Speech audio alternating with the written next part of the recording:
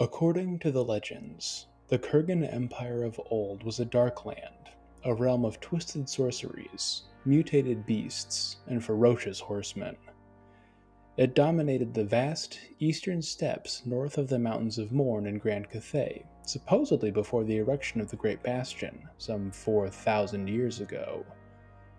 The empire had no borders or forts, and its people only owned what they could hold by might.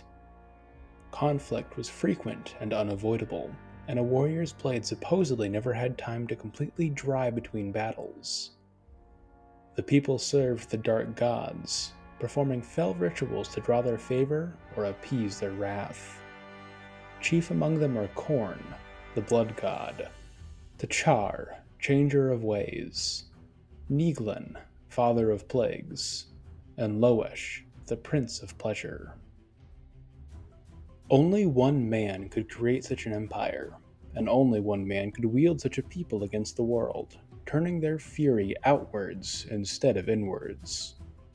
His true name has been lost to history, but the men of the North refer to him as the Great Kurgan, named after the people and empire he lorded over. Or perhaps the Kurgan people are named after him. It is difficult to say for certain regarding such ancient history and powerful individuals. Whatever the case, all the tribes of the Kurgan flocked to the Great Kurgan's banner. The Kveligs and the Garhars, the Tamaks and the Hastelings, the Tokmars, Yusk, Kazags, Avogi, Dolgans, Kul, and many more besides. Only the mighty were allowed to ride alongside the Great Kurgan. The weak were enslaved, while the rebellious were crushed beneath his hooves. Despite his success, however, the Great Kurgan desired more. While he was mighty, he knew that the northern gods were mightier still, and he sought their power. The Great Kurgan bound himself to these entities through dark rituals, offering a great future sacrifice in return for strength in the present. The gods were pleased with this bargain, and filled him with their unholy power in return. With a vast horde of savage horsemen at his command, and bolstered by the Chaos Gods themselves, no force could hope to stand before the Great Kurgan. Vast armies of orcs, dwarfs, and men were butchered by his swift riders, their corpses stacked like cordwood into vast charnel mountains. The Kurgan had never known such great success, and the very mention of their name struck dread into the hearts of their foes worldwide. At the Great Kurgan's side rode his 4 sons, 4 brothers who competed amongst themselves for their father's favor.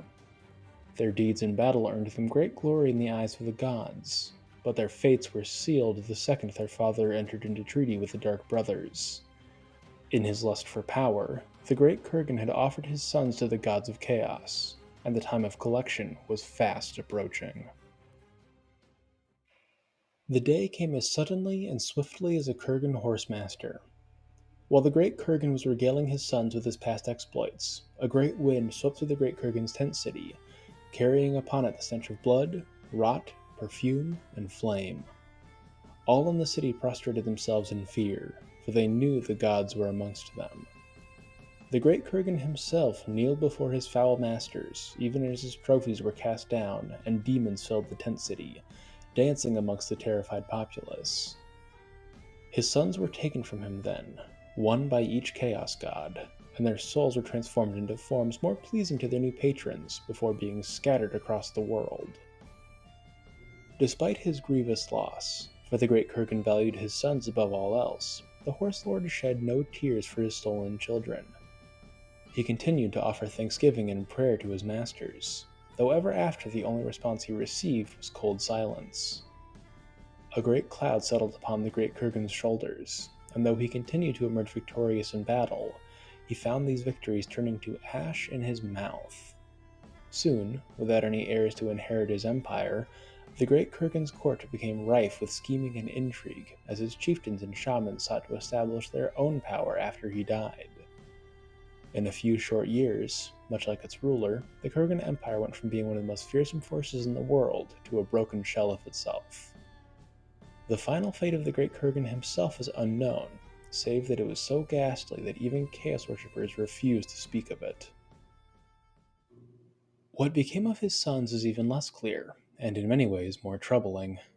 They were certainly taken from him, but what use the Chaos Gods found for them is unclear. Only one of the sons has been seen in the 4 millennia since, Tamurkhan, the Maggot Lord. He was a monstrous Chaos Lord in his own right, defeating several Chaos warbands, ogre encampments, and greenskin tribes before almost bringing the city of Nuln to its knees.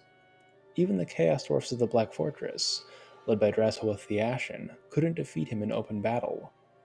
Only his own monstrous arrogance and the bravery of Nuln's defenders brought his reign of terror to an end. Yet 3 sons remain, sealed elsewhere in the Warhammer world. Where did they go? What atrocities will they unleash, if they haven't been unleashed already? What new and frightening powers have the Chaos Gods blessed them with?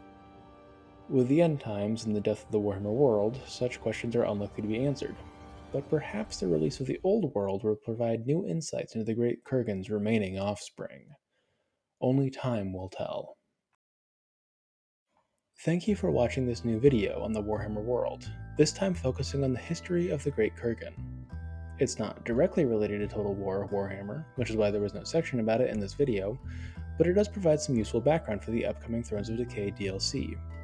I'm hoping to release more Thrones of Decay related content in the upcoming weeks, though I can't make any promises. As you might have noticed, I've been a bit spotty about uploading recently. Moving's unpleasant in the best of times, you know, so of course I started packing my bags right as the DLC trailer was released. Such is the way of things, I suppose. Hopefully I settle into my new place and I can pick up the pace once more and enlighten you guys with more rotten goodness in the upcoming weeks. Until next time though, this has been Sigmar's Chosen, signing off for now.